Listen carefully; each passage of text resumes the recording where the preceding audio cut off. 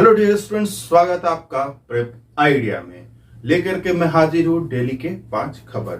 आज की जो पहली खबर है जो हम चर्चा करने जा रहे हैं वो हमारे माननीय राष्ट्रपति रामनाथ कोविंद जी के गृह जनपद के अपने विजिट से है। अभी वो अपने घर अपने गृह जनपद गए हुए थे, तो वो तो चले को उसमें तो क्या बात है, उसमें क्या खबर है। खबर उसमें यह थी कि काफी सालों के बाद भारत के राष्ट्रपति ने ट्रेन का इस्तेमाल किया। अक्सर हाँ वो हवाई जहाज से ही सफर करते हैं, ठीक है। तो अब ये क्या है, उस ट्रेन क्या है, कोई खास ट्रेन थी या नॉर्मल ट्रेन थी? वो एक खास ट्रेन थी और वो आज से नहीं, अंग्रेजों के जमाने से खास है, ठीक है। उस ट्रेन का ही नाम है प्रेसिडेंट एक्सप्रेस या प्रेसिडेंट ट्रेन कहते हैं उसे, ठीक है। और पहले उसे आजादी से पहले उसे वायसराय सैलोन कहते थे, ठीक है। आइए जानते हैं उस ट्रेन के बारे में कुछ खास बातें, क्योंकि अब खबर में है तो एग्जाम में आ ही सकता है, ठीक है। मैंने पहले बता दिया उसको आपको कि राष्ट्रपति ट्रेन कहते हैं या फिर वायसराय सैलून कहते थे। इस ट्रेन ने पहली यात्रा जो अपनी की थी वो कोलकाता से दरभंगा की थी। कब की थी? सन 1883 में, ठीक है।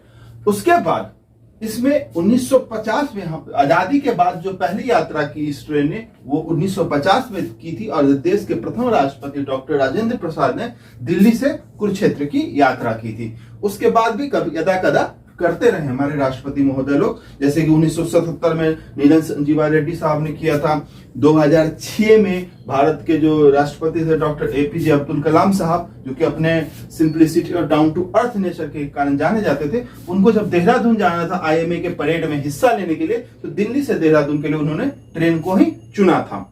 और अभी इस साल क्या मतलब अभी चल ही रहा, कल ही खत्म हुआ है, ठीक है। तो रामनाथ कोविंद जी अपने गृह जनपद कानपुर गए थे। दिल्ली से कानपुर की उन्होंने यात्रा की थी। इस ट्रेन में तो सारे 5 स्टार सुविधाएं हैं ही, सुरक्षा के भी उपकरण सारे लगे हुए हैं, ठीक है। सारी सुविधाएं हैं सुरक्षा के, संचार के और हर तरीके का। इसमें इस बार एक्स्ट्रा क्या किया कि महाराजा एक्सप्रेस जो भारत का एक लग्जरियस ट्रेन माना जाता है, ठीक है, उसके भी कुछ डिब्बे जोड़े गए थे इस प्रेसिडेंशियल ट्रेन में, ठीक है। ये थी उस ट्रेन से जुड़ी खबर जो कि आपके एग्जाम में आ सकती है। आइए बढ़ते हैं अगली खबर की तरफ। कोरोना का 2 लहर आके जा चुका है और तीसरे लहर की आने की संभावना जताई जा रही है। इस बीच जो कोरोना से बचाव का जो एकमात्र उपाय है वो है टीकाकरण। लेकिन जब टीकाकरण हो रहा है तो इसमें बहुत सारी समस्याएं हो रही हैं। कहीं पे टीका उपलब्ध नहीं है तो कहीं पे लोग ही लगवाने को इच्छुक नहीं दिख रहे हैं। अलग अलग तरह की, खास करके जो गांव हैं, गांव में अलग अलग तरह की भ्रांतियां देखी जा रही कई जगहों पे कि इससे ये हो जाएगा, इससे वो हो जाएगा। इसी बीच में टीकाकरण से ही एक बड़ा ही सुखद सा खबर आया है, वो भी बिहार से आया है, इसीलिए वो बिहार के एग्जाम के लिए इंपॉर्टेंट तो हो ही जाता है, ठीक है। बिहार में एक जगह है जहां पे 100% टीकाकरण हो गया है, ठीक है। तो आइए देखते हैं कहां हो गया भैया 100% टीकाकरण। तो पूर्वी चंपारण जिले में एक प्रखंड है जिसका नाम है बनकटवा, ठीक है। इस बनकटवा प्रखंड में 100% कोरोना का टीकाकरण हो गया है और ये बिहार का पहला ऐसा प्रखंड बना है, ठीक है। तो ये बिहार का पहला प्रखंड बना है जहां पे 100% टीकाकरण हुआ है। किसका? इसमें ये है किसका? 18%, 18+ वाले लोग, यानी 18 से ज्यादा उम्र के लोग का टीकाकरण यहाँ पे हो गया है। ये तो खबर थी बिहार से 100% टीकाकरण पे। एक और खबर आई है जो कि गोवा से आई है और वो भी बीमारी से ही रिलेटेड, तो उसको भी साथ ही देख लेते हैं कि गोवा जो है उसको हाल ही में रेबीज मुक्त करार दिया गया है। कहा कि वहां के मुख्यमंत्री प्रमोद सावंत ने कहा कि पिछले 3 साल से गोवा में रेबीज का एक भी केस नहीं आया है। तो एक बार ये भी देखें कि रेबीज है क्या। WHO कहता है कि रेबीज जो है वो एक वैक्सीन रोकथाम योग्य वायरल बीमारी है। कई बार एग्जाम में आपसे पूछ लिया जाता है ना कि ये बीमारी किससे होता है ना, वायरस से होता है, बैक्टीरिया से होता है, किससे होता है? तो ये एक वायरल बेस्ड बीमारी है रेबीज, ठीक है। ये जानना जरूरी है हमें, ठीक है। और जो लगभग 150 देशों और क्षेत्रों में मौजूद है, ठीक है। और उसमें जो है रेबीज जो है 99% जो रेबीज होते हैं वो कुत्ते के काटने से होते हैं, ठीक है। और गोवा क्या हुआ है, अभी हाल ही में उसको रेबीज मुक्त अनाउंस किया गया। कुछ दिनों पहले एक और बीमारी है ट्यूबरकुलोसिस, टीबी की बीमारी जिसको कहते हैं, उसको भी भारत का जो हमारा लक्षद्वीप है वो टीबी मुक्त अनाउंस किया गया, ठीक है। तो पहला वो बन गया केंद्र शासित प्रदेश जो कि टीबी मुक्त हुआ, और साथ ही साथ जम्मू एंड कश्मीर में एक एक जिला है बडगाम, उसको भी टीबी मुक्त अनाउंस किया गया है। तो इसी खबर के साथ उसको भी जोड़ के देख लेते हैं, एग्जाम में न जाने क्या आ जाए, है ना। चलिए आगे बढ़ते हैं अगली खबर की तरफ। साइंस एंड टेक्नोलॉजी हमेशा से क्वेश्चन सेटर्स का एक बड़ा ही फेवरेट एरिया होता है, ठीक है। और वहां से जब भी हमारे देश में डीआरडीओ या इसरो कुछ नया लॉन्च करते हैं तो जरूर हमारे क्वेश्चन सेटर के दिमाग में रहता है। तो हाल ही फिलहाल में डीआरडीओ ने एक मिसाइल का सफल परीक्षण किया है और एक रॉकेट का सफल परीक्षण किया है, ठीक है। तो दोनों को एक नजर हम लोग देख लेते हैं, ठीक है। तो डीआरडीओ ने किसका, एक अग्नि प्राइम नाम का जो मिसाइल का सफल परीक्षण किया गया है, इसका नाम है अग्नि प्राइम, और ये अग्नि-1 का ही एक उन्नत संस्करण है। और ये किस तरह का मिसाइल है, परमाणु सक्षम बैलिस्टिक मिसाइल है, ठीक है। और इसका क्या है, इसका जो मारक क्षमता है वो 2000 किलोमीटर तक है। और इसका जो है, जो खास बात रही है, ये पहले से भी हल्की और छोटी साइज की है, ठीक है। और इसका कहां से परीक्षण किया गया, ओडिशा स्थित डॉक्टर एपीजे अब्दुल कलाम द्वीप से, ठीक है। ये भी कई बार क्वेश्चन आ जाता है कि ये द्वीप कहां पे, खास करके जो इनसे जुड़े हुए होते हैं डीआरडीओ वगैरह से।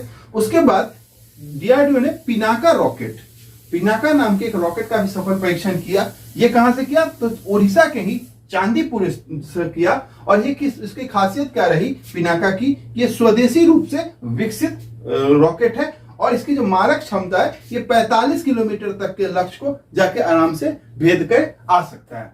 एक नजर डालते हैं डीआरडीओ पे भी। डीआरडीओ के जो अभी हेड है वो है जी सतीश रेड्डी, ठीक है। और डीआरडीओ का मुख्यालय कहां पे है, नई दिल्ली में है। ठीक, आगे बढ़ते हैं अगली खबर की तरफ।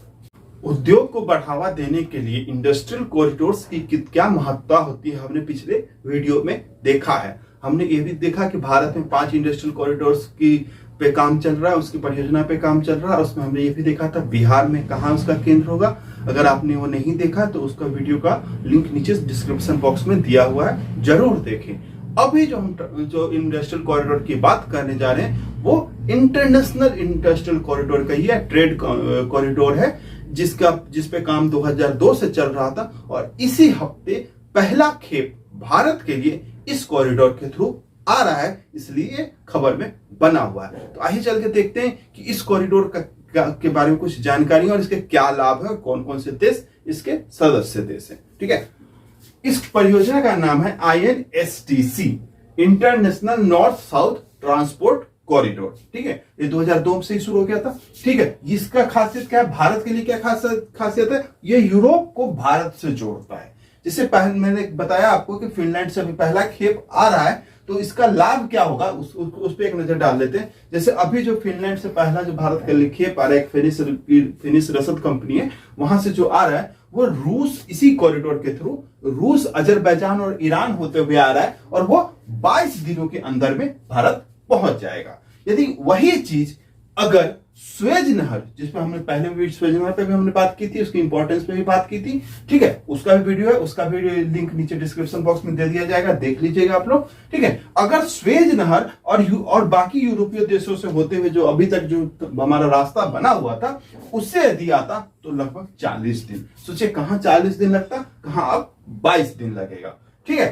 तो ये हो गया इसका लाभ। अब ये है क्या, ये बेसिकली माल ढुलाई के लिए ट्रेड कॉरिडोर बनाया गया है, ट्रांसपोर्ट कॉरिडोर बनाया गया है। और इसमें मल्टी मोड नेटवर्क है, मतलब इसमें जहाज का भी, मतलब पानी वाले जहाज का भी इस्तेमाल होगा, रेल का भी इस्तेमाल होगा, सड़क का भी इस्तेमाल होगा, यानी कि जहाज, रेल और सड़क तीनों का इस्तेमाल होगा। और कितना लंबा है, तो ये भारत तक पहुंचने में 7200 किलोमीटर लंबा ये कॉरिडोर है, ठीक है, मल्टी मोड कॉरिडोर है। इसमें इस परियोजना के सदस्य देश कितने हैं, 13 सदस्य देश है और एक पर्यवेक्षक देश है। भारत भी इसका एक सदस्य देश है, जैसे कि भारत हो गया, ईरान, रूस, Azerbaijan, Kazakhstan, Armenia, Belarus, Tajikistan, Kyrgyzstan, Oman, Syria, तुर्की, यूक्रेन, ये इसके सदस्य देश है। और बुल्गारिया अभी एक पर्यवेक्षक देश के ही रूप में इस परियोजना से जुड़ा हुआ है। ये थी वो खबरें जो कि INSTC से जुड़ी हुई वो जानकारियां थी। कल फिर हाजिर होंगे शाम के 7 बजे लेकर के वो 5 खबर जो आपके एग्जाम में बहुत ही इंपॉर्टेंट हो। होंगे, ठीक है, जिससे सवाल आने की सबसे ज्यादा चांसेस होते हैं। यदि आपको हमारा वीडियो पसंद आ रहा है तो जरूर इसको लाइक करें, आगे शेयर करें, और जो भी यदि आप रिव्यू देना चाहते हैं कमेंट बॉक्स में जरूर दें। धन्यवाद।